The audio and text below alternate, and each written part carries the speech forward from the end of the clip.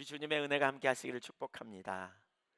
오늘 그 본문을 중심으로 은혜와 사랑 그리고 소명 이런 제목으로 말씀 나누도록 하겠습니다.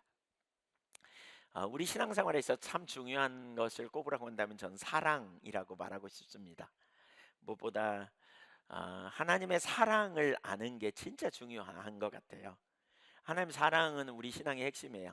하나님의 사랑을 알아야 우리 자신을 사랑하고요, 이웃을 사랑하고 또 우리가 하나님도 사랑할 수가 있어요. 근데 그래서 사랑을 아는 자는 담대하고요, 그 사랑을 알면 우리가 얼마나 가치 있는 존재인지를 알게 돼요. 사랑을 많이 받은 자녀는 가치 있다는 걸 알거든요. 오늘 본문은 우리가 하나님의 사랑을 우리가 잘 알 수 있는, 우리에게 가르치는 본문이에요. 근데 이 사랑을 알려면 반드시 함께 가야 될 게 있더라고요. 그게 뭐냐면 은혜를 아는 거예요. 하나님의 은혜를 알아야 그분의 사랑을 알 수 있어요. 아, 그래서 오늘 본문에서 우리가 그 부분을 좀 살펴보기 원합니다. 첫째, 세 가지를 보려고 합니다. 첫째, 하나님의 놀라운 은혜. 오늘 본문 1절, 이사야 43장 1절을 같이 한번 읽어보겠습니다. 여기 잘 나온 화면 있잖아요. 네, 성경 여러분 펴시지만 미리 안 올라오면 여기 보셔도 돼요. 1절 같이 읽어봅니다. 시작. 너를 창조하신 여호와께서 지금 말씀하시느니라. 이스라엘아, 너를 지으신 이가 말씀하시느니라. 너는 두려워하지 말라. 내가 너를 구속하였고 내가 너를 지명하여 불렀나니 너는 내 것이라. 이 본문은 참 좋아하죠. 뭐 이런 찬양도 있잖아요. 왜 너 내 것이라, 내 것이라, 이런 찬양도 있죠. 이 본문은 정말 많은 사람이 읽혀졌고 또 좋아하는 구절이기도 해요. 이 구절을 통해서 오늘 우리는 주님의 사랑, 주님의 은혜를 더 깊이 발견하는 시간 되기를 원하는데요. 우선 우리말 본문에 번역되지 않은 영역이 있어요. 그게 뭐냐면 그러나 이제는 이라는 단어예요. 그래서 영어 성경에 보면 그렇게 말하고 있죠. But now, 그러나 이제는, 이렇게 시작해요. 그러니까 전에는 이랬는데 그러나 이제는 이렇다, 이렇게 지금 말하는 거예요. 하나님이 전에는 이스라엘 백성들에게 어떤 상태인가를 말하고 있다면, 그러나 이제는 하나님께서 다른 말씀을 주세요. 그러니까 전에 어땠느냐? 이사야 42장 18절부터 25절까지 좀 한번 읽어보면 좋겠어요. 전에 어땠는지. 이사야 42장 18절, 그건 여러분 본문 찾았으니까 바로 앞이에요. 18절 제가 읽을 테니까 19절 읽으세요. 너희 못 듣는 자들아 들으라. 너희 맹인들아 밝히 보라. 누가 내게 보내는 내 사자같이 못 듣는 자겠느냐? 누가 내게 충성된 자같이 맹인이겠느냐? 누가 여호와의 종같이 맹인이. 여기 보세요. 하나님이 이스라엘 백성들을 향한 사명 주신 게 있어요. 그게 뭐냐면 여호와의 종, 충성된 자, 여호와의 사자. 그렇죠? 근데 그들은 지금 못 듣는다는 거예요. 못 보고 못 들어. 그러니까 영적인 소경이고 귀멍어리고. 20절 보세요. 네가 많은 것을 볼지라도 유의하지 아니하면 귀가 열려 있을지라도 듣지 아니하는도다. 여호와께서 그의 의로 말미암아 기쁨으로 교훈을 크게 하며 존귀하게 하려 하셨으나 이 백성이 도둑 맞으며 탈취를 당하며 다굴 속에 갇히며 옥에 갇히도다. 노략을 당하되 구할 자가 없고 탈취를 당하되 되돌려주라 말할 자가 없도다. 영적인 분별력이 가리워져서 하나님의 말씀을 많이 듣고 암송도 하고 나름대로 하나님이 어떤 분인가에 대해서 깨닫지만, 얘기를 듣지만, 그래서 하나님의 교훈을, 말씀을, 이스라엘 백성들을 존귀하게 하려고 말씀을 많이 주셨는데 들어도 듣지 못하고 보아도 보지 못하는 영적인 소경이라서 탈취를 당하고 도둑을 맞고 다시 되돌려 주라고 할 사람도 없다. 권리가 뭔지도 모르고, 자기들의 권리가, 이렇게 지금 그런 삶을 살고 있다는 거예요. 그러면서 23절을 보세요. 너희 중에 누가 이 일에 귀를 기울이겠느냐? 누가 뒤에 올 일을 삼가 듣겠느냐? 야곱이 탈취를 당하게 하는 자가 누구냐? 이스라엘을 약탈자들에게 넘기신 자가 누구냐? 여호와가 아니시냐? 우리가 그에게 범죄하였도다. 그들이 그의 길로 다니기를 원하지 아니하며 그의 교훈을 순종하지 아니하였도다. 그러므로 여호와께서 맹렬한 진노와 전쟁의 위력을 이스라엘에게 쏟아 부으심에 그 사방에서 불타오르나 깨닫지 못하며 몸이 타나 마음에 두지 아니하는도다. 영적 소경이어 가지고요, 하나님의 길이 아니라 제 갈 길로 가고 우상 숭배하고 하나님 안 기뻐하는 삶을 사니까 결국 하나님이 어떻게 하신다고요? 심판하신다는 거예요. 왜 그럼 그들이 그런 삶을 산다고요? 영적인 소경이어서 들어도 듣지 못해요. 말씀을 듣고는 앉아 있는데 그 말씀을 자신의 삶에 적용시키는 일이 안 돼요. 이게 영적 소경의 함정이라 그랬죠. 영적 소경의 문제가 뭐냐면 말씀을 듣는데 지식과 정보로 들어서 삶에 개입 적용시키지 못해. 그러니까 듣기는 듣지만 적용을 못 시켜. 예를 들면 우리의 구원자가 누구라? 하나님이다. 전쟁에 능하신 하나님이, 우리가 문제가 생길 때, 어려움이 생길 때 하나님이 우리를 돌보시고 하나님이 우리를 구원하십니다. 그러면 아멘 그래요. 근데 정작 어려움이 생길 때 하나님께 도움을 구하지 않고 오히려 뭐야? 인간적인 방법으로 애굽이나 아수르에 사신을 보내서 도와달라고 하는 자로 가버린다는 거예요. 그래서 하나님이 하나님의 길로 돌이키기를 원했지만 안 돌이키니까 징계하고 심판하셔서 포로로 잡혀가게 하지만 저들이 전혀 깨닫지 못한다는 거예요. 소망이 있어요? 없어요? 없어요. 절망적인 상황이에요. 지금 이사야 후반부 42장 후반부를 보면 절망적이에요. 전혀 소망이 없어요. 한편으로 보면 불충한 종이에요. 그들은 철저하게 회복의 여지, 돌이킬 수 있는 여지가 하나도 없어 보여요. 여러분, 우리가 인생을 살다 보면 가끔 이런 문제가 있잖아요. 우리가 과연 이 일이 될까? 진짜 이 상태에서 우리가 벗어날 수 있을까? 과연 이 문제는 해결할까? 야, 저 사람은 변화될까? 야, 내 자녀는, 내 가정의 뭐 식구들은 변화될 수 있을까? 뭐 이런 한계를 우리가 경험할 때가 곧잘 있어요, 없어요? 네, 없으세요? 저는 그런 경험이 곧잘 많은데 있지요? 있어요. 앞이 안 보이는, 어디서부터 손을 대야 할지 모르는 상황. 우리 살다 보면 그런 느낌을 받을 때가 있잖아요. 그렇죠? 근데 바로 그러한 상황에 이사야 42장 거기 18절 이하가 바로 그런 상황이에요. 그럼 끝이 아니냐? 아니에요. 여기서부터 이제 하나님의 은혜가 나타납니다. 은혜가. 여기 1절, 2절, 3절을 통해서 거기 나타난 하나님의 은혜를 몇 가지 좀 볼라 그래요. 하나님 어떻게 은혜로 역사하시는지를 좀 볼 수 있어요. 첫째, 그러나 이제 여호와께서 놀라운 회복의 약속의 말씀을 하십니다. 1절에 야곱아 너를 창조하신 여호와께서 그러나 이제 지금 말씀하시느니라. 그러면서 이스라엘아 너를 지으시니가 말씀하시느니라. 너는 두려워하지 말라. 내가 너를 구속하였고 내가 너를 지명하여 불렀나니 너는 내 것이라. 도무지 앞이 보이지 않는 상황, 도무지 소망이 없어 보이는, 그저 그냥 절망이요, 심판받아 멸망되어야 마땅할 이스라엘 백성들을 향해 하나님 뭐라고 말씀하느냐? 너는 내 것이고 내가 너를 지명하여 불렀고 내가 너를 구속했어. 특별한 은혜를 부어주셔서 그들과 동행하시고 그들과 함께 하셔서 그들을 구원하시고 회복하시겠다, 이 약속이 뒤에 쫙 나옵니다. 도무지 소망이 없을 것 같은 이런 자들에게 여호와께서 개입하신다는 거예요. 개입하신다. 여러분, 하나님이 개입하시는 건 놀라운 은혜지요. 두 번째, 그러면 이 개입하시고 했다고 말씀하신 분이 누구냐 하는 거예요. 1절을 다시 보세요. 거기 이렇게 말합니다. 야곱아 너를 창조하신 여호와께서, 또 좀 띄어서 이스라엘아 너를 지으신 이가 뭐예요? 말씀하신다. 말씀하시는 분이 누구예요? 우주 만물을 창조하신 하나님, 창조주 하나님이라는 거예요. 창조주 하나님, 이렇게 말할 때 우리가 기억해야 될 아주 중요한 한 가지는 뭐냐? 아무것도 없는 것에서 모든 것을 만드신 하나님. 그래서 무에서 유를 창조하신 분. 그렇잖아요. 어떤 사람이 뭘 만들어요. 우리 김성규 권사님이 뭘 똑딱똑딱 잘 만드세요. 근데 아무것도 없는 데서 만들진 않아요. 나무가 있어야 돼. 재료가 있어야 돼. 그걸 갖고 변형시키는 이런. 근데 하나님은 달라요. 그분은 창조주예요. 없는 데서 만들어. 뭘로요? 그것도 말씀으로. 있으라 그랬더니 있어.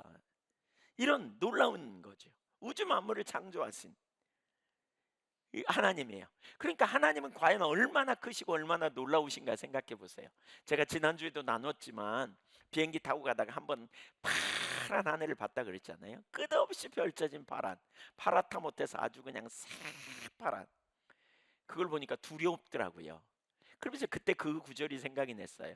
하늘의 하늘이라도 하나님을 감당하지 못하겠거늘. 솔로몬이 그런 고백을 하잖아요. 성전을 지어놓고 하나님이 얼마나 크신지. 그렇게 크신 하나님, 그렇게 놀라우신 하나님, 그 우주를 누가 만들었느냐? 하나님 말씀 한마디로 창조하셨어요. 그러니까 하나님이 얼마나 완전하신가, 얼마나 놀라우신가, 이걸 보이죠. 그 다음에 이스라엘을 지으셨다 이렇게 말하고 있어요. 이스라엘의 이스라엘됨, 이스라엘이 현재까지 존재한 거 하나님이 하셨기 때문이라는 거예요. 오래전 아브라함과 이삭과 야곱을 택하신 하나님께서, 그 후손을 애굽에서 건져내신 하나님께서 그들과 언약을 맺으시고 가나안 땅을 주신 하나님 되심을 기억하라고 하시는 거예요. 의미하는 바가 뭐냐? 그분의 말씀은 반드시 성취될 것이고 그분은 언제나 믿을 수 있는 분이심을 우리에게 가르쳐 주고 있어요. 그 하나님이 지금 뭔가를 이뤄 가시겠다는 거죠. 예, 창조주 하나님, 이스라엘 만드신 하나님, 저와 여러분을 만드신 하나님께서 일어나시겠다는 거예요. 예, 소망 없는 이스라엘을 향하여 소망의 메시지를 줘요. 자, 그럼 뭘 말씀하시는가? 세 번째 그 말씀의 내용을 보세요. 뭐라 그랬느냐? 이제 그 중반절 보세요. 너는 두려워 말라. 내가 너를 구속하였고 내가 너를 지명하여 불렀나니 너는 내 것이라. 이렇게 말해요. 뭘 말씀하세요? 두려워하지 말라 이렇게 말해요. 두려워하지 말라. 절망적인 상태잖아요. 포로로 잡혀가 보세요. 앞이 안 보일 거 아니에요. 그렇죠? 자신들은 특별하고 영광스러운 하나님의 백성으로 부름받은 자들, 그래서 하나님이 자기들과 함께 하심을 그들이 굳게 믿었다면 갑자기 그 전쟁이 나고 포로로 잡혀가 가지고 버림받은 상태처럼 놓여져 있는 상황 한번 생각해 보세요. 얼마나 마음이 두렵고 혼돈에 사로잡혔을까요? 그런 그들을 향해 하나님이 주시는 메시지가 뭐냐? 두려워하지 말래요. 이사야 44장 3장 오늘 본문 5절에도 두려워하지 말라 내가 너와 함께하여 이런 표현이 있어요. 41장 10절 13절 14절 44장 2절과 8절에도 반복적으로 이사야 40장 초반대에 계속 두려워하지 말라는 말씀이 여러 차례 반복됩니다. 왜요? 이전까지는 심판자 하나님이 이제 이스라엘을 창조하신 하나님이라는 거예요. 이스라엘을 구속하신 하나님이라는 거예요. 그러니까 하나님과 이스라엘 백성들과의 관계를 설명하는 거거든요. 1절과 7절은 하나님과의 이스라엘 백성들과의 관계를 설명해요. 여기 이 구조는 이런 구조예요. 키아즘이라 그러잖아요. 왜? A, B, C. 그런데 A는 1절이고요. 1절 하나님과 이스라엘의 관계. 7절도 똑같아요. 하나님과 이스라엘의 관계예요. 그 다음에 B가 뭐냐? B는 2절이에요. 2절. 예, 그 하나님이 어떤 일을 행하셨는가요? 그 다음에 B-는 5절과 6절이에요. 거기서도 하나님이 어떤 일을 행하실 것인가를 말하는 거예요. 그 다음에 C가 핵심 구절이에요. 3절 4절. 오늘 우리가 보려고 하는 핵심 구절이 3절 4절이에요. 그러니까 1절에서도 관계를 말해요. 하나님과의 관계 안에 있기 때문에 두려워하지 말라는 거예요. 자, 네 번째로 넘어가죠. 두려워하지 않아야 될 근거. 1절 하반절에 이렇게 말하죠. 내가 너를 구속하였고 내가 너를 지명하여 불렀나니 너는 내 것이라. 그러니까 왜 두려워하지 않아야 된다? 하나님과 우리가 남이 아니라는 거예요. 하나님과 여러분이 남이 아니라는 거예요. 이스라엘의 구원은 누가? 하나님이요. 여기 구속했다라는 말은 가알이라는 헬라어 히브리어인데요. 출애굽 때 이스라엘 백성들에게 사용된 단어예요. 400년 동안 종살이 하던 그들을 구원해 내신 분이 하나님이시라는 거예요. 그들 스스로 구원받을 능력이 있었어요, 없었어요? 구원의 여망이 하나도 없는데 하나님이 일해 가셔서 10가지 재앙을 쏟으시고 그들을 불러내셔서 홍해를 통과하게 하시고 광야에서 만나와 메추라기를 그들에게 먹이시고 쓴물을 단물로 바꾸시고 반석에서 물을 내셔서 하나님께로 이끄신 분이 하나님이시잖아요. 전적인 하나님의 은총으로 말미암아 특별한 능력으로 말미암아 저들을 구원해 내셨다는 거예요. 그런 것처럼 하나님께 저와 여러분에게도 동일한 은혜를 주셨다는 걸 기억해야 돼. 죄와 사단과 사망의 종로로 타는 그 삶을 살고 있는 우리에게 대가를 지불하셔서, 그 대가가 뭐예요? 예. 로마서 2장 8절에 보면 이런 표현이 있잖아요. 2장 8절. 너희가 그 은혜를 인하여 믿음으로 말미암아 뭐죠? 구원을 받았나니 그랬어요. 자, 우리가 은혜를 인하여 구원을 받았다, 그 말은 이제 하나님이 행하신 놀라운 역사로 말미암아 구원받았다, 믿음으로 말미암아 구원받았다. 근데 우리 편에서 볼 때는 값 있어요, 값 없어요? 값 없이 구원받은 거예요. 값 없이. 그렇죠?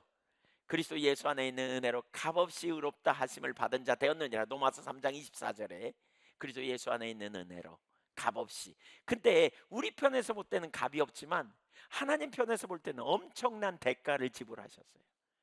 그 독생자 예수 그리스도를, 당신의 아들을 십자가에 내어주신 그 엄청난 대가로 우리를 구원하셨어요. 그러니까 우리를 향한 하나님과의 관계 안에서도 이걸 기억해야 돼요.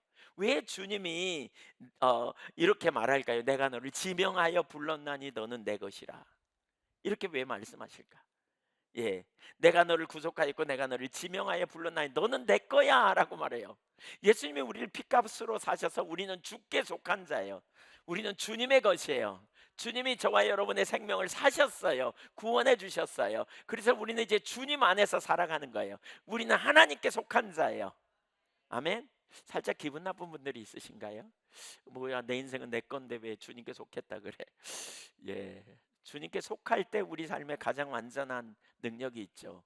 아담이 하나님께 속해 있을 때 생명을 얻었잖아요. 근데 하나님에게서 벗어나면서 문제가 생겼잖아요. 그래서 우리가 주를 떠나서는 살 수 없는 존재예요.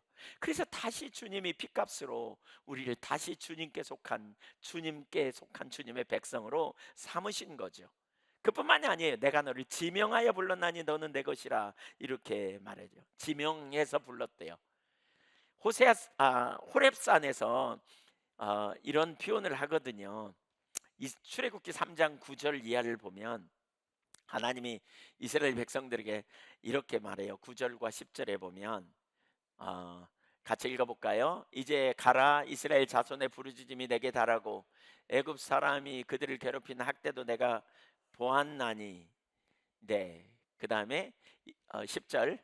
이제 내가 너를 바로에게 보내며 너에게 내 백성 이스라엘 자손을 애굽에서 인도하여 내게 하리라. 내 백성 이스라엘 자손을 애굽에서 인도하여 내게 하리라 그랬어요. 내 백성. 하나님이 이스라엘 백성들을 선택했어요. 아브라함을 선택하시고 그의 후손을 택하셨어요. 택함 받은 백성이라 그러죠. 택함 받은 백성. 하나님이 택하셨어요. 이건 뭐예요? 전적인 은혜예요. 은혜. 주권적인 은혜. 이 말씀은 특별한 한 성도 한 사람 한 사람에게 특별한 관심을 갖고 계시다는 의미예요.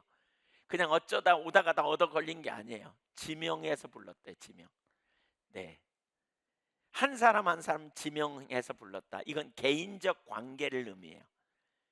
제가 과거에 엄청 힘들 때 그런 생각을 한 적이 있어요. 하나님이 나를 택하신 것 같긴 한데 놓쳐버린 것 같다, 이런 생각이 들었어요. 왜 강가에서 모래 한 주먹 짚듯이 택한 거예요. 이렇게 그래가지고 이 모래를 짚고 이제 집에까지 가는 거예요. 근데 가다가 손이 아파가지고 좀 느슨했다가 여기 빠진 알갱이 하나가 저 같은 그런 느낌을 가진 적이 있어요. 여러분 그런 느낌 가진 적 있으신가요? 잊어버린 것 같아 나만. 예. 그래서 정말 좀 마음이 좀 그런 적이 있어요. 왜 나만 잊어버렸을까? 하나님이 나를 놓쳤을까? 막 이런 생각을 한 적이 있어요. 한편으로는 되게 힘들었고 또 마음도 아팠고 왜 그럴까? 근데요, 하나님 우리를 지명해서 불렀다. 조금 이따 보시면 알겠지만 우리를 보배로운 소유로 삼았다 그랬거든요. 그래서 사실 하나님이 우리를 얼마나 소중히 여기시는지 여러분 기억할 필요가 있어요. 따라서 보세요. 하나님은 절대로 잊어버리시지 않는다. 기억하세요. 하나님 우리를 잊어버리지 않으세요. 하나님 여러분 놓치지 않아요. 기억하세요. 예. 우리가 두려워할 이유가 없는 것이 바로 이것 때문에 그래요. 이것 때문에.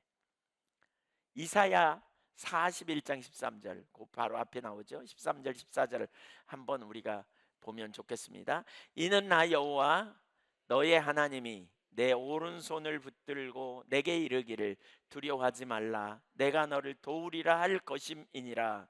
버러지 같은 너 야곱아, 너 이스라엘 사람들아, 두려워하지 말라 나 여호와가 말하노니 내가 너를 도울 것이라. 내 구속자는 이스라엘의 거룩한 이인이라. 여기 보세요. 버러지 같대. 버러지. 버러지가 무슨 힘을 써요? 예. 표현하기 좀 그렇지만 화장실에 가면 옛날에 푸세식 화장실에 버러지 아시죠? 그냥 구더기라고도 하죠. 좀 그런가요? 그게 무슨 힘이 있겠어요? 야곱이 사실 그러니까 이스라엘 백성들이 사실 그렇게 연약한 존재. 그런데 하나님이 내가 너를 도울 것이라. 내 구속자는 이스라엘의 거룩하니다. 내 오른손을 붙잡고 참으로 내가 너를 붙들어 주리라 라고 말하고 있어요. 여러분, 하나님이 우리를 유하시면 누구도 우리를 대적할 자가 없는 거잖아요. 그렇죠? 우리가 두려워하지 않아야 될 이유가 뭐냐면 그분이 우리를 택하셨기 때문이에요. 그분과 우리의 관계는 보통 관계가 아니라는 거예요. 예수 그리스도 안에서 그분은 우리 아버지가 되고 우리는 그의 자녀가 됩니다. 믿습니까? 우리가 우리의 자녀를 함부로 대하지 않는 것처럼 하나님이 우리를 어찌 잊어버리겠습니까? 하나님이 우리를 어찌 버리겠습니까? 그래서 이사야 63장 15절 이하에 보면 이사야 선지자는 그런 기도를 하거든요. 이스라엘 백성들이 제갈 길로 가는 걸 왜 하나님 내버려 두십니까? 그러면서 아브라함은 우리를 인정하지 않아도 주는 우리 아버지시라. 주는 우리 아버지신데 어찌하여 우리를 향한 주의 열정이 지금 식었습니까? 하나님, 아버지로서 우리를 다시 하나님 백성답게 살도록 우리를 회복시켜 주십시오. 우리를 돌아보아 주십시오. 이렇게 기도합니다. 여러분, 하나님이 우리 아버지십니다. 선하신 아버지, 완전한 아버지. 그래서 우리가 염려하지 않아야 될 이유가 거기 있어요. 우리를 붙들어 주시는 주님의 그 은혜. 다섯 번째, 두려워하지 않아야 할 실증적 증거. 출애굽 여정에서 베풀어 주신 하나님의 능력입니다. 2절을 보겠습니다. 2절 같이 읽어봅니다. 시작.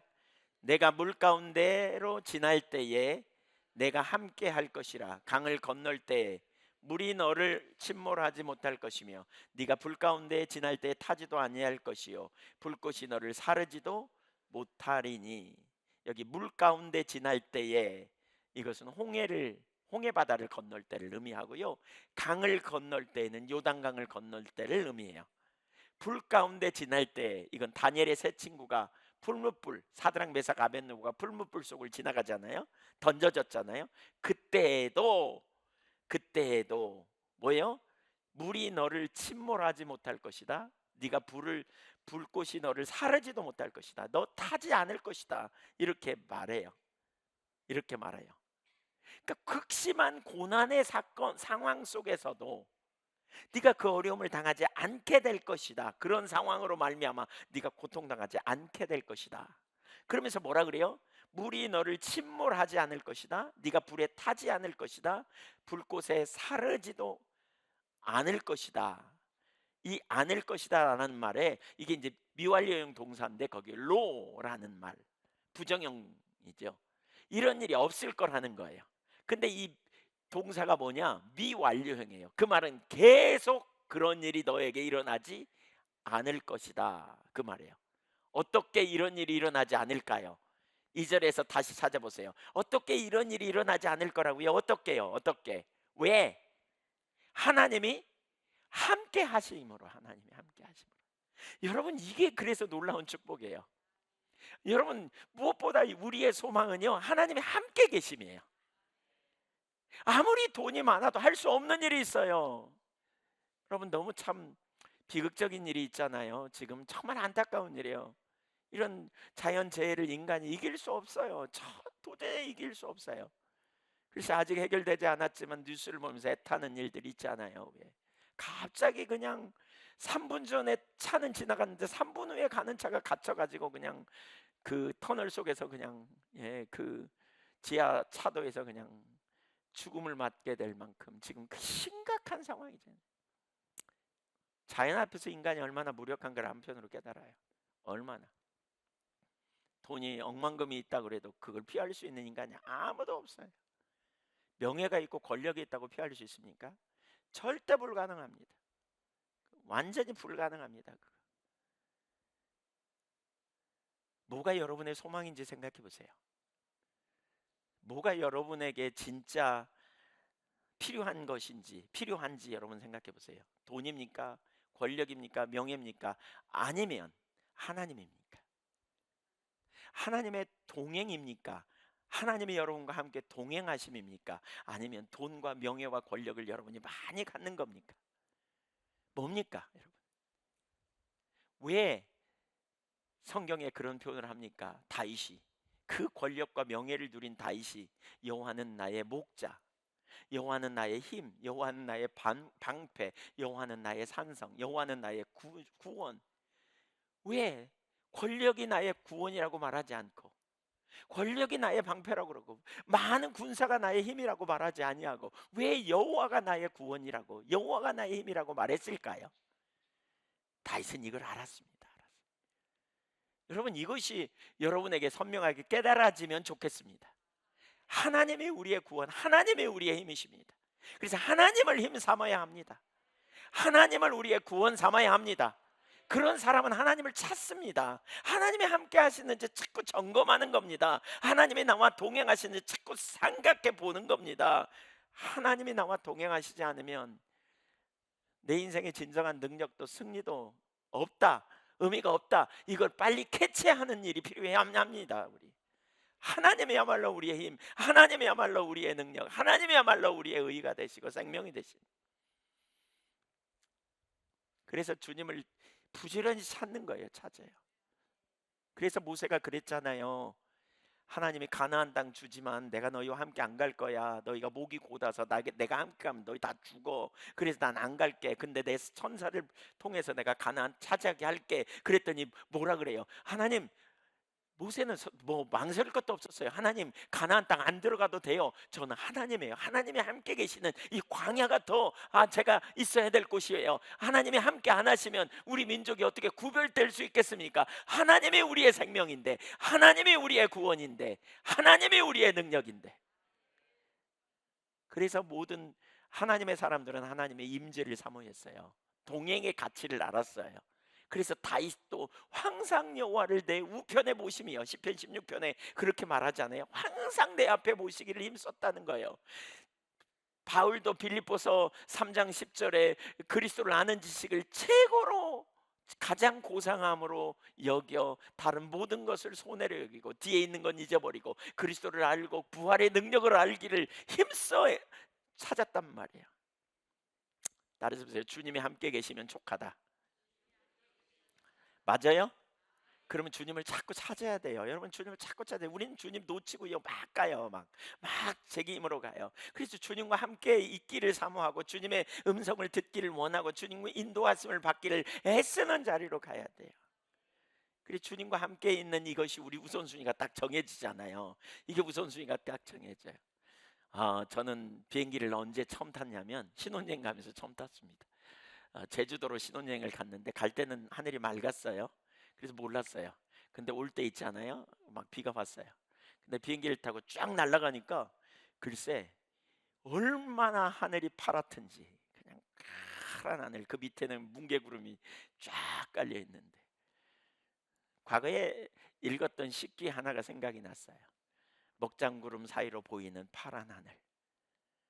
하늘이 먹장구름과 꽉 끼어 있는데 문득 보이는 파란 하늘이 우리의 마음을 청명하게 하는, 영적인 진리를 추구했던 어떤 사람이 그렇게 얘기했겠죠. 그런 시를 지었죠. 진리를 알기를 원하는. 여러분, 우리가 하나님 앞에 있으면 바로 파란 하늘처럼 염려도 내려지고 거기. 그래서 우리는 이 파란 하늘처럼 우리를 명쾌하게 하는 그 하나님을 찾는 자리에 있어야 돼요. 그분이 우리의 소망, 그분이 우리의 기쁨, 그분이 우리의 구원이에요. 주님이 함께 계시면 돼요. 그 나머지 일은 주님이 함께 계시면 정리해 주시고, 주님이 함께 계시면 처리해 주실 것이라는 거죠. 성경에 놀라운 약속이 있죠. 마태복음 28장 20절에 내가 너희에게 분부한 모든 것을 가르쳐 지키게 하라. 볼지어다 내가 세상 끝날까지 너희와 항상 함께 있으리라 하시니라. 할렐루야. 하나님의 함께 계시면 충분합니다. 하나님 찾으십시다, 여러분. 하나님 찾으십시다. 여섯 번째, 과거에 받은 은혜가 미래의 약속에 대한 믿음이 됩니다. 물속에도 지나가고 불 속을 통과했어도 아무런 해를 받지 않았던 사건을 염두에 두면서 하나님은 이제 새로운 약속을 주십니다. 43장 3절을 보세요. 포로에 있는 당신의 백성들에게 다시 약속을 주시는데 같이 읽어봅니다. 대저 나는 여호와 내 하나님이요 이스라엘의 거룩하니요 내 구원자임이라. 내가 애굽을 너희의 속량물로 구스와 스바를 너를 대신하여 주었노라. 나는 여호와 내 하나님 이스라엘의 거룩하니 내 구원자. 다시 하나님과 이스라엘과의 관계를 정리하면서 너를 구원하기 위해서 이제 애굽과 구스와 스바를 너를 대신해 주었다 이렇게 말해요. 예. 그러니까 여기 대저라는 말을 우선 좀 볼까요? 대저, 나는, 이게 무슨 얘기냐면 히브리어로 키라는 단어예요. 이게 뭐냐? 영어로 말하면 because예요. 왜냐하면 이 말이에요. 왜냐하면 내가 너희와 함께하면 문제 없어. 왜냐하면 나는 너희 여호와 내 하나님이요 이스라엘의 거룩하니요 내 구원자이기 때문이야. 내가 애굽을 속량물로 구스와 스바를 너를 대신해 주었기 때문이야 라고 말해요. 1절에서 너는 내 것이라고 하신 하나님께서 반복해서 하나님 앞에 이스라엘에게 하나님이 누구이신가를 다시 한번 설명하고 있는 거죠. 하나님과 맺은 언약이 얼마나 놀라운가를 가르쳐주고 있어요. 끝까지 돌보아 주시는, 순간순간 변하지 않으신다는 게 신실하신 하나님, 계속해서 도와주시는 하나님, 계속해서 돌보시는 하나님. 이스라엘이 하나님께 자신을 맡길 때 하나님은 그러므로 당신을 이스라엘에게 내어주셔서 이스라엘을 끝까지 사랑으로 이끄시고 돌봐주시는 하나님이라는 거예요. 하나님을 온전히 의지해야 될 이유, 나누어지지 않는 한 마음으로 사랑해야 될 이유, 그리고 하나님을 경외해야 될 이유가 바로 여기 있습니다. 그때 하나님은 우리의 하나님이 되십니다. 이스라엘의 하나님은 그들을 구속하기 위해 어떤 대가도 아낌없이 지불하신 분이라니까요. 심지어 다른 열방을 희생시켜 가면서까지 당신의 백성을 구속하시는 하나님. 이게 사실 놀라운 은혜죠. 한번 생각해 보세요. 여러분 다시 이사야 42장 18절 이하로 돌아와서 생각해 보세요. 이스라엘 백성들이 소망이 있어요, 없어요? 예쁘게 봐줄 만한 거리가 있어요, 없어요? 한 개도 없어요. 한 개도 없어요. 근데 그럼에도 불구하고 하나님이 왜 이러실까요? 포로로 잡혀갔음에도 불구하고 정신 못 차리는 그들, 도무지 소망이 없을 것 같은 그들을 왜 이렇게 하나님이 사랑하시고, 왜 이렇게 하나님이 그들을 긍휼히 여기시고, 왜 이렇게 하나님께서 그들에게 당신 자신이 누구인가를 막 표현하잖아요. 나는 너의 하나님이야, 넌 내 거야, 내가 널 지명해 불렀어, 내가 널 얼마나 사랑한 줄 알아, 막 이렇게 표현하잖아요. 그 관계를 막 하나님이 막 드러내시잖아요. 드러내셔요. 왜 이러실까요? 왜 이런 은혜를 베푸실까요? 이게 너무 놀라운 은혜잖아요. 이게 놀라운 은혜잖아요. 왜 그럴까요? 그들이 잘나서가 아니에요. 여러분 가끔 저는 저 자신을 보면 그런 생각을 합니다. 더러운 물이 제 속에서 나오는데요, 퍼내도 끝이 없는 것처럼 느껴질 때가 있어요. 예. 그냥 너무너무 죄에 쪄들어가고요, 물속에 담궈 놓으면 우러나와 계속 그냥 더러운 물이 우러나오는 그 걸레처럼 그냥 끊임없이 나오는 거예요. 더 이상 소망이 없어. 그냥 퍼내도. 근데 여러분 이런 느낌 가져본 적 있는 분 고개 끄덕거려 보세요. 네. 그래요? 그러신가요?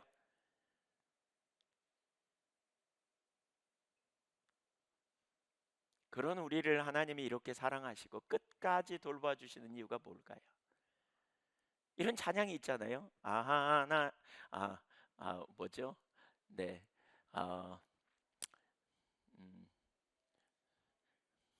네. 왜 구속하여 주는지 난 알 수 없도다.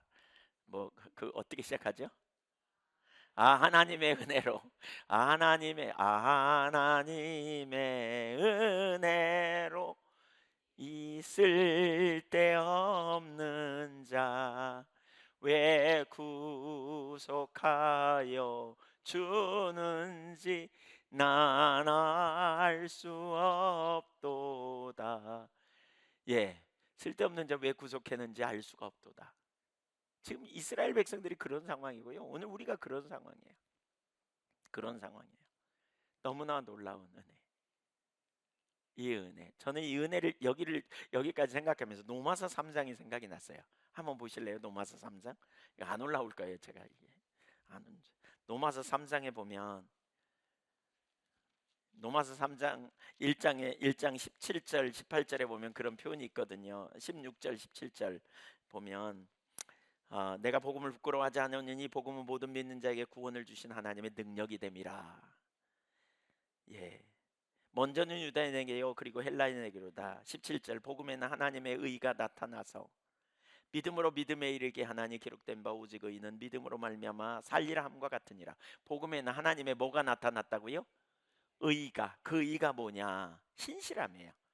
18절부터 1장 18절부터 3장 20절까지는 인간의 불의함이에요. 하나님과 언약을 맺었지만 계속해서 하나님을 반역하는 인간의 상태. 1장 28절에 보면 그 마음에 하나님을 두기를 싫어해. 기회 말씀 하나님 떠나. 그래서 온갖 불의, 비방, 악의, 추악, 탐욕, 뭐 온갖 살인, 분쟁, 시기, 악독이 가득한 마음으로 이런 것들이 쓴물처럼 그냥 걸레 담궈 놓으면 나오는 것처럼 끊임없이 더러운 물을 토해내는 인간의 모습. 그런데 그 결과 인간은 사망에 이를 수밖에 없는. 근데 3장 22절을 보세요. 2절. 곧 예수 그리스도를 믿음으로 말미암아 모든 믿는 자에게 미치는 하나님의 은이 차별이 없느니라. 모든 사람이 죄를 범하였으며 하나님의 영광에 이르지 못하는 이 그리스도 예수 안에 있는 속량으로 말미암아 하나님의 은혜로 값없이 의롭다 하심을 얻은 자 되었느니라. 이 예수를 하나님이 그의 피로써 믿음으로 말미암아 화목제물로 세우셨으니 우리는 값없이 얻었지만 하나님은 독생자를 내어주는 값을 지불하신 거죠. 그래서 우리가 은혜로 어떻게 해요? 하나님께서 길이 참으시는 중에 전에 지은 죄를 간구하심으로 자기의 의로우심을 나타내려 하심이라. 26절을 같이 읽어봅니다. 시작. 곧 이때에 자기의 의로우심을 나타내사 자기도 의로우시며 또한 예수 믿는 자를 의롭다 하려 하심이라. 여러분, 이게 하나님의 은혜예요. 우리는 그 은혜로 구원받았어요. 너무나 놀라운 은혜로 저와 여러분은 영원한 생명을 얻은 거예요. 그 은혜로 인하여 기뻐하십시다. 근데요, 이해할 수 없는 일이 하나 있어요. 왜 그러실까요? 하나님이 도대체 있을 데 없는 자 왜 구원하여 주실까요? 찬송가 저자처럼 난 알 수 없도다 그러잖아요. 왜 그러실까요 도대체? 근데 여기에 그 대답이 나와요. 해답. 사랑 때문에 그래요. 사랑. 두 번째, 사랑하심으로 인하여요. 4절을 보겠습니다. 4절 같이 읽습니다. 시작. 네가 내 눈에 보배롭고 존귀하며 내가 너를 사랑하였은즉 내가 내 대신 사람들 내어주며 백성들이 내 생명을 대신하리니. 왜 그러셨느냐? 여기 그 근거가 뭐냐? 네가 내 눈에 보배롭고 존귀해. 그 이유가 뭐냐면 내가 너를 사랑해서 그래. 이렇게 지금 말해요. 그러니까 네가 내 눈에 보배롭고 존귀해. 그래서 내가 어찌 너를 함부로 버리겠어. 내가 어찌 막대하겠어 너희를. 너희가 심판받는다고 너희가 말 안 듣는다고 내가 너희를 어찌 포기하겠어. 이게 호세아서에 나오는 거예요. 호세아서 12장에 보면 내가 너를 어찌 아드마같이 버리겠느냐, 내가 너희를 어찌 포기하겠느냐, 이런 말씀이 있어요. 사랑하니까. 이 원어를 보면 사랑한다, 이 표현 사랑하였은즉 여기 이 말이 아하부티카라는 말이거든요. 근데 여기서 강조점이 어디 있냐? 내가예요. 내가 너를 사랑한다. 하나님의 사랑이 엄청나게 강조된 표현입니다. 하나님이 엄청 사랑했어요. 사랑했어요. 왜 사랑했어요? 조건이 없어요. 그냥 택하셔서 그냥 언약을 맺으셨어요. 내가 너희 하나님 노릇 할게. 너는 내 백성이 되라. 근데 이스라엘 백성들이 그 언약을 깨뜨렸어. 제갈 길로 갔어요. 불의해. 그런데 하나님은 신실하게 그 사랑으로, 사랑의 하나님은 신실하게 끝까지 사랑하시기로 작정하셔서 심지어 당신의 독생자를 아끼지 않고 내어주시기까지 저와 여러분을 구원해내신 거예요. 이게 얼마나 놀라운 사랑인가. 그러면서 뭐라 그랬어요? 너무나 소중해서 애국과 구스와 스바를, 이스라엘 대륙, 아프리카 대륙 전체를 이스라엘 되찾기 위한 속량물로 주셨다는 거예요. 코페르라는 단어인데요, 코페르라는 말은 번제물로 내줬다는 거예요. 전체를 내어주시고 구원하셨다는 거예요. 성경에 이런 표현이 있죠. 한 영혼을 천하보다 귀하게 여기신다. 이게 뭐예요? 이게 하나님 사랑이에요. 그분의 사랑 때문에 그러는 거예요. 사랑. 그래서 뭐 하다고요? 사랑의 가장 중요한 첫 번째 요소는 가치예요. 가치. 그래서 뭐라 그러냐? 내가 너를 보배롭게 여긴다, 이렇게 표현해요. 보배롭다. 여기 보세요. 4절 다시 보세요. 네가 내 눈에 보배롭고 존귀하며. 하나님 보시기에 보배롭고 존귀하대. 한마디로 뭐예요? 하나님이 콩깍지 끼웠다는 거예요. 우리 이걸 그렇게 말하지 않아요? 눈에 콩깍지가 씌워가지고 그러잖아요. 하나님이 콩깍지를 씌웠어. 콩깍지를 쓰셨어. 그래가지고 그냥 보배롭대, 가치 있대, 그냥 소중하대. 그냥 우리 다른 사람들을 볼 때 우리가 눈에 판단하고 평가하지만 그 부모가 볼 때 그 자녀는 다 소중하잖아요. 맞지요? 가치 있어요. 못 가도 바꿀 수 없잖아요. 그냥 눈에 들어오잖아요. 그냥 눈에 들어와요. 아, 자녀도 그러지만 손자로 가니까 또 더 그러더만요. 이게 참 묘하더만요. 그게 자녀 때는 잘 몰랐는데 이게 참. 네, 빨리 손자 갖고 싶으시죠? 네. 네, 손자가 되니까 보니까 또 더 그런 것 같아요. 그냥 제가 선교연에서 놀고 이렇게 와서 밥 먹고 있으면요, 그냥 그리 가고 싶지만 눈치 보여서 잘 안 갑니다. 제가. 네. 네. 네. 가치 있어, 가치. 그러니까 사랑하기 때문에 가치 있게 보이는 거죠. 가치. 자, 여기 보베로코라는 말은 히브리어로 야카르라는 단어인데, 귀중하다, 값비싸다, 가치가 있다, 이런 뜻이에요. 귀중하고 가치 있고 있다, 그 말이에요. 신명기 7장 6절 우리가 한번 볼까요? 거기도 비슷한 단어가 나오는데 그건 좀 다른 단어예요.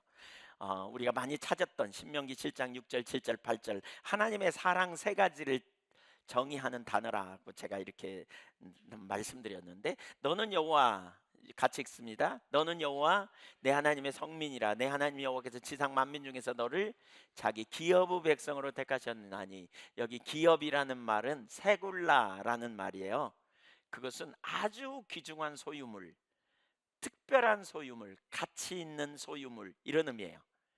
그러니까 하나님이 이스라엘을 가치 있는 소유물로 여기셨다, 택하셨다, 이 말이에요. 사랑은 가치 있게 여기는 거예요. 이게 사랑의 첫 번째 요소예요. 하나님은 우리를 가치 있게 여겨요. 두 번째 7절에 여호와께서 너희를 기뻐하시고 너희를 택하시면 너희가 다른 민족보다 수요가 많기 때문이 아니니라. 너희는 오히려 모든 민족 중에 가장 적으니라. 특별해서 하나님이 사랑하는 게 아니라 수요가 적고 보잘것없지만, 두 번째로 하나님은 너희를 뭐라? 기뻐하신다. 여기 하샤크, 열렬히 사랑하다, 그 말이에요. 사랑의 요소 중에 감정의 요소를 말하죠. 감정적인 영역이 있어요. 가치 있고 보고 싶고 알고 싶고 그러잖아요. 열렬히 사랑함. 세 번째, 여호와께서 다만 너희를 사랑하심으로 말미암아, 의지적인 사랑이에요. 필요를 채워주는 거예요. 너희 조상들에게 하신 맹세를 지키려 하심으로 말미암아 자기의 권능의 손으로 너희를 인도하여 내시되 너희를 그 종되었던 집에서 애굽왕 바로의 손에서 속량하셨다. 값을 지불하고 구원해 내셨다는 거예요. 그냥 하나님 뭐라 그랬어요? 이스라엘에게 아프리카 대륙을 내가 주고 너희를 구원해 냈다, 그렇게 말하잖아요. 그렇게 말씀하세요. 그러니까 우리가 얼마나 가치 있는 존재인지를 기억하세요. 옆에 사람한테 한번 얘기해 주세요. 당신은 하나님 보시기에 보배이십니다.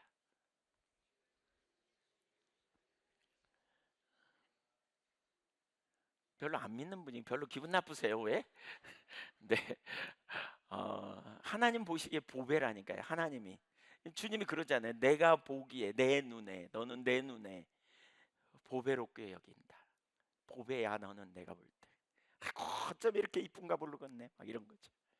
아이고 그냥 이뻐 죽겠네. 막 예, 그런 거죠. 그야말로 눈에 콩깍지 제대로 씌인 거죠. 왜 하나님이 은혜를 베푸실까요? 왜 하나님이 그렇게 버릇없고 어쩌면 막대가고 어쩌면 진짜 그냥 끝내버려야 될 인생인데 왜 그렇게 하나님의 은혜를 베푸시는가요? 왜? 그분의 사랑이에요. 그분의 사랑. 보배롭고 존귀하게 보시는 거예요. 그것이 지켜주시는 이유고 동행하시는 이유고 죄 가운데서 다시 회복시키시는 이유이기도 해요. 은혜를 베푸시는 이유라고요. 다 주어도 아깝지 않은, 그래서 독생자를 아끼지 않고 내놓으신 사랑이죠. 여러분, 우리가 이 사랑을 알아야 우리가 하나님과의 관계가 올바로 잘할 수 있어요. 이 사랑을 알아야 주님의 은혜를 알고요, 복음을 알아요. 내가 실패하고 넘어져도 주님의 그 사랑으로 나를 붙들어 주시는 은혜가 날마다 더 풍성해요. 근데 그 사랑을 모르면 왜 하나님 나한테 도대체 이러는 거야? 뭘 요구하려고 그러는 거야? 어쩌면 이럴지도 몰라. 잘해놓고 나중에 뭐 나한테 뭘 요구하실라 그래? 뭐 죽도록 충성하라고 뭐 이렇게 생각할지도 몰라요. 여러분, 주님의 우리에게 충성은 내가 줄 테니까 너 하나 줘 이런 계약이 아니에요. 주님이 우리를 사랑하시되 죽도록 사랑하세요. 우리의 대가를 바라고 그러시는 게 아니에요. 주님의 우리에게 충성하고 헌신하라는 건 우리의 유익을 위해서 그렇게 하시는 거예요. 우리는 그 사랑에 붙들림 받아요. 그 사랑에 우리가 매여야 돼요. 그 사랑이 여러분에게 선명하게 깨달아지기를 축복합니다. 그 사랑이 선명하게 보여지면 좋겠어요. 그 사랑으로 말미암아. 우리 찬양집에 보면 그런 찬양이 있어요. 95번에 주 사랑 가장 높은 산보다 더 높고 주 사랑 심해보다 더욱 깊네.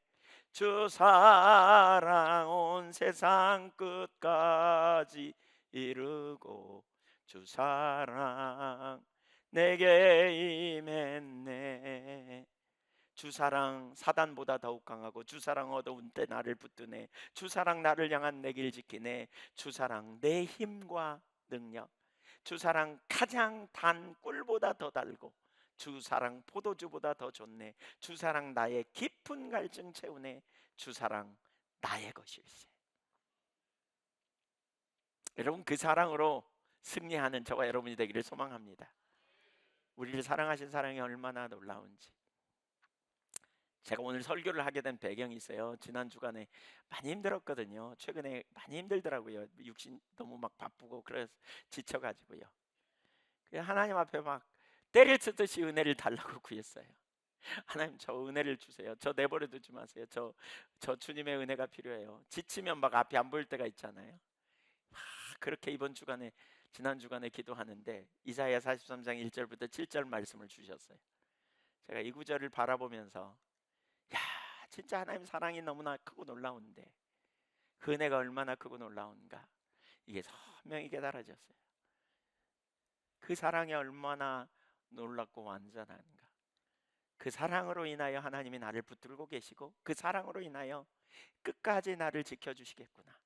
그 사랑으로 인하여 주님이 나와 함께 하시고 인도해 주시겠구나.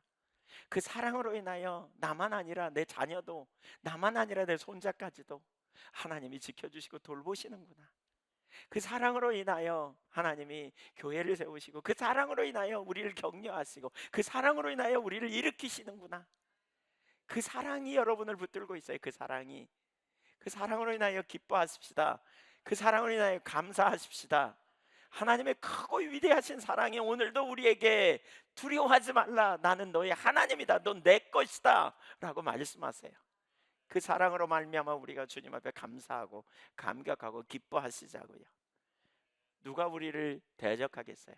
로마서 8장 32절에 자기 아들을 아끼지 아니하시고 내어주시니까 어찌 아들과 함께 다 우리를 주지 않겠느냐. 그래서 로마서 8장 31절에 만일 하나님의 우리를 위하시면, 만일 하나님의 우리를 위하신다면 누가 우리를 대적할 수 있겠는가. 그 확신을 32절에서 자기 아들을 아끼지 않으신 하나님의 사랑을 봐라, 그분이 우리를 얼마나 위하시는지 보라 라고 말해요. 하나님은 내 편이다, 하나님은 우리 편이다. 우리는 그 사랑 안에 거하는 거예요. 그 사랑을 붙들어 주십시오. 붙드십시오. 그 사랑을 의지하십시오. 그래서 다시 그 사랑을 말하면서 5절 6절에 이렇게 말합니다. 두려워하지 말라, 내가 너와 함께하여. 두려워하지 말라. 왜 두려워하지 않아야 돼요? 내가 너와 함께하기 때문이야. 내가 너와 함께해서 내가 내일을 이룰 거야. 동방에서부터 오게 하고 서방에서부터 오게 하며 너를 모을 것이며, 내가 북방에게 이르기를 놓으라, 남방에게 이르기를 가두어 두지 말라. 사면을 향해서 이스라엘 백성들, 하나님의 백성들을 돌아오게 하시겠다는 거예요. 여러분, 주님의 백성들을 주님께서 이끌고 회복시키시고 치유하시고 자유케 하시는 놀라운 일을 이루실 줄 믿으십시오. 저는 하나님을 신뢰합니다. 제가 하나님을 신뢰한다 그럴 때 뭐에 기초해서 신뢰하냐면 그분의 약속에 신뢰해서 기초합니다. 근데 하나님의 약속은 뭐냐면요, 하나님의 의지의 반영입니다. 하나님이 우리에게 약속하신 건 당신의 의지를 보여주는 거예요. 내가 이렇게 할 거야 너에게. 하나님이 의지를 가지시고 우리에게 말해요. 내가 너에게 이렇게 할 거야 그래요. 사랑하셔서 그분은 가장 좋은 길을 우리에게 주시면서 의지를 가지고 내가 이렇게 할게, 이렇게 할 거야. 근데 그분은 또한 능력이 있어요. 전능하신 하나님이세요. 능치 못함이 없어요. 그러니까 그분은 의지를 그분은 그쵸? 그분의 말씀은 의지, 우리를 향한 의지의 표현이고요. 그분은 능력 전능하신 분이라서 그 의지를 반드시 성취하세요. 제가 하나님을 신뢰한다 그럴 때 저는 두 가지를 생각해요. 하나님의 의지를 생각해요. 하나님이 저를 향한 의지는 저를 향한 약속이거든요. 내가 너와 함께 할게. 이거 의지예요. 하나님의 의지를 가지고 저에게 말씀하시는 거예요. 그러면 저는 이제 하나님을 신뢰해요. 하나님은 불 속에라도 물 속에라도 함께 하시는 분이에요. 내가 너의 필요를 채울게. 그러면 이게 하나님의 의지시구나. 근데 우리는 그러잖아요. 여러분, 여러분의 자녀들에게 좋은 거 주고 싶죠? 그러시죠? 근데 능력이 없잖아요 우리는. 근데 하나님은 달라. 그분은 능력이 있어. 능치 못함이 없어. 창세기 17장 1절에 보니까 아브라함이 99세에 여호와께서 아브라함에게 나타나 그에게 이르시되 나는 전능한 하나님이라 너는 내 앞에 행하여 완전하라, 이렇게 말씀하세요. 창세기 18장 14절 여호와께 능하지 못한 일이 있겠느냐. 한번 따라서 보세요. 여호와께 능하지 못한 일이 있겠느냐. 대답해 보세요. 없습니다. 맞죠? 능하지 못한 일이 없어요. 그러니까 그분의 약속을 신뢰한다는 것은 그분의 선한 의지, 하나님의 약속을 주신 건 선한 의지예요. 우리를 향한 의도, 우리를 향한 의지죠. 당신의 의지를 가지고 약속을 주셨어요. 그러면 그 약속을 그분은 이룰 만한 능력이 있는 분이기 때문에 우리는 그분을 신뢰하는 거예요. 그분을 신뢰하는 거예요. 전능하신 하나님, 능치 못함이 없는, 그게 우리의 소망이에요. 그게 우리의. 더군다나 우리를 사랑하시지, 우리에게 선한 의지를 가지고 약속을 주시지. 그러면 그분이 그분의 때에 반드시 이를 이루실 거다. 반드시 이루실 거다. 믿으시기 바랍니다. 그래서 우리는 하나님의 사랑을 아는 것이 얼마나 중요한지 몰라요. 그 사랑의 주님이 약속을 주세요 우리에게. 그리고 그 약속은 우리에게 생명처럼 소중해요. 왜요? 그분의 의도라니까요. 하나님의 의지를 가지고 추진하시겠다는 거예요. 내가 너에게 필요를 채울게. 그 말은 의지를 가지고 하나님이 일해 가시겠다는 거예요. 행하시겠다는 거예요. 근데 누가 막을 수 있겠어요? 아무도 못 막아요. 그게 실제예요, 실제. 이게 우리의 믿음이에요. 이게 우리의 믿음. 자, 마지막 한 가지 소명입니다. 사명. 간단히 좀 살펴보겠습니다. 이거 많이 살펴보지 않고 1부분 길게 살폈는데 오늘 설교 빨리 끝내려고요. 네. 43장 7절 가봐야 합니다만, 네, 7절 같이 읽어보겠습니다. 네, 시작.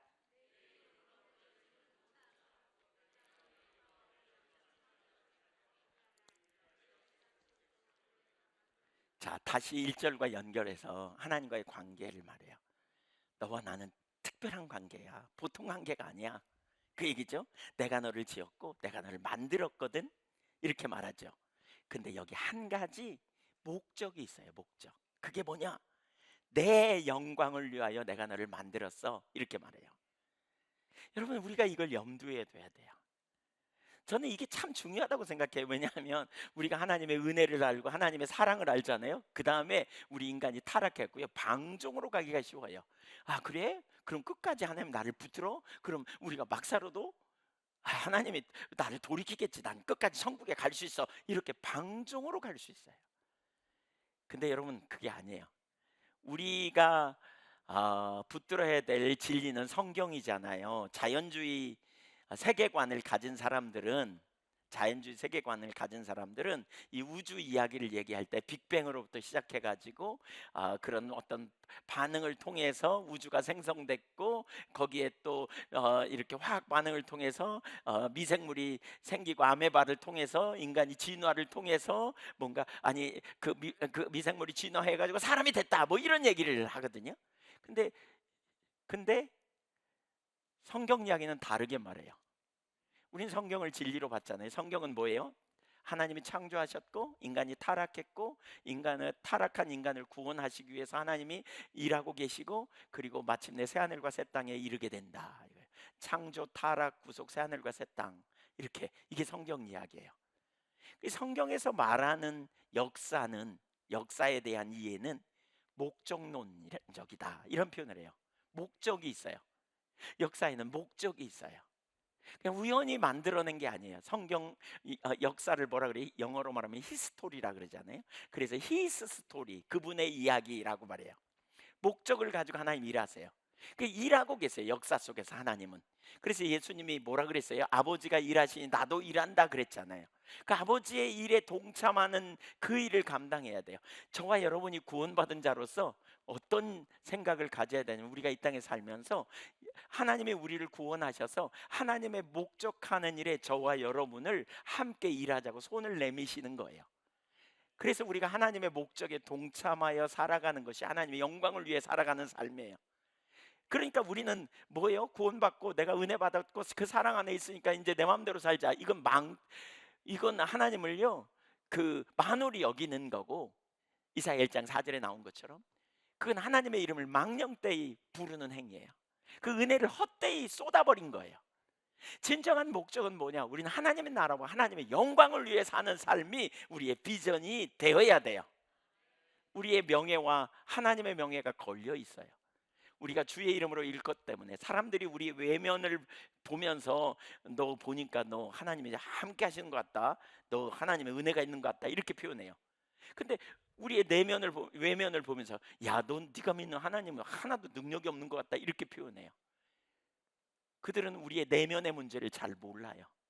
근데 하나님의 백성이 죄를 범하면 하나님이 징계하여, 그러면 하나님의 백성들이 수치를 당하고 멸시를 당하도록 둬요. 그러면 뭐라 그래요? 주변 사람들이 네 믿는 하나님 별거 없는 것 같네, 그러면서 하나님의 이름이 땅에 떨어진다는 거예요. 그러나 우리가 하나님께서 은혜를 부으시고 우리를 세우실 때 하나님이 우리와 함께 하심을 드러내서 네가 믿는 하나님이야말로 살아계신 하나님이구나, 다니엘이 사자굴 속에서도 멀쩡하게 살아나오니까 그 왕이 뭐라 그래요? 다니엘의 하나님이야말로 참 하나님이라고 고백하잖아요. 그래서 우리의 상태와 하나님의 상태가 연결이 돼 있어요. 그래서 우리가 이 땅에서 어떻게 살아야 되는지, 진짜 하나님 백성답게 살려고 애쓰는 일, 이게 필요하고요. 동시에 우리가 더 나아가 하나님의 우리에게 손을 내밀어 같이 일하자. 내가 사람들을 가르칠 텐데 너 나랑 가르치는 일을 좀 할래? 그래서 여러분이 교사가 될 수도 있고, 가르치는 직장에 있을 수도 있고, 여러분이 건설하는 직종에 가 있을 수도 있어요. 하나님은 건설하시는 분이거든요. 하나님 우리를 먹이시거든요. 그래서 너 나랑 같이 일할래? 그래서 농사 짓는 일로 하나님이 여러분을 부르셨다면 여러분은 하나님의 영광을 위해 그 일을 하는 거예요. 밥벌이가 아니라 내가 사람을 치유할 거거든, 너 나랑 같이 좀 치유하자. 내가 많은 자손들을, 이 땅에 사람들을 보낼 거거든, 너 나랑 협력하자. 그래서 부부가 결혼해가지고 생육하고 번성하도록 말씀하시고 그 자리를 초청하신 거, 다 이거 하나님과 동역하는 일이에요. 우리가 이 땅에 살아가는 목적이 뭐냐? 밥벌이로 여러분의 인생을 끝나는 게 아니에요. 여러분 혼자 그냥 잘 먹고 잘 사는 게 인생의 목적이 아니에요. 하나님은 위대한 목적을 가지고 우리를 부르셨어요. 그것이 우리의 비전이에요. 그것이 하나님이 꿈꾸는 거예요. 하나님의 백성 한 사람 한 사람이 주님과 함께 동역하여 주님의 나라를 이루고 주님의 통로가 되어서 사람들을 가르치고 사람들을 먹이고 사람들을 입히고 사람들을 세우고 경제가 돌아가게 하고 또 치료하고 또 생육하고 번성하는 놀라운 일들이 막 일어나고 있고요. 막 일어나고 있고요. 이러한 일로 우리 모두가 동역자로 쓰임받는 믿음의 종들이 되시기를 축복합니다. 그렇게 되십시다. 오늘 우리는 하나님의 은혜가 얼마나 놀라운가를 깨달았습니다. 화물과제로 죽었던 우리를 살리시기 위해 독생자를 아끼지 않으신 은혜. 왜 하나님이 두 번째로 왜 하나님이 그렇게 하셨는가? 이 쓸데없는 자 왜 구속하여 주는지 사랑 때문에 그래요. 요한일서 4장에 보면 하나님은 사랑이시라 그랬어요. 사랑. 그분의 사랑은 말로 표현할 수 없어요. 얼마나 크고 놀라운지 몰라요. 그 사랑으로 인하여 우리를 붙들고 계시고 우리를 도우시고 우리를 일으키시고 우리를 세우시고 우리를 격려하시고 우리를 다시 함께하자. 내가 너를 얼마나 사랑하는지 알기를 원한다 라고 말하며 이렇게 세워주시는 거죠. 그 사랑을 우리는 깊이 깨닫고 나아가 하나님 나라의 영광을 위해 살아가는 저와 여러분이 되기를 소망합니다. 기도하겠습니다. 눈을 감으십시오. 그 사랑을 우리가 생각해 보십시오. 그 은혜를 생각해 보십시오. 그리고 일어나십시다. 격려를 받읍시다. 오늘 주님의 말씀을 따라서 우리가 새롭게 되시면 좋겠습니다. 저도 이 말씀이 저를 회복시키시는 걸 경험합니다. 여러분 안에 그런 회복이 일어나면 좋겠습니다. 어렵고 힘든 상황 두려워하지 마십시오. 주님이 계시면 됩니다. 무엇보다 주님께 초점을 두십시오. 눈을 높이 들으십시오. 믿음으로 주님 바라보십시오. 우리 주님이 함께 하시면 됩니다. 그 사랑에 감사하십시오. 은혜에 감사하십시다. 그리고 우리 가운데의 능력으로 임하시기를 우리가 구하십시다. 각자 말씀 생각하면서 기도하는 시간을 좀 갖겠습니다.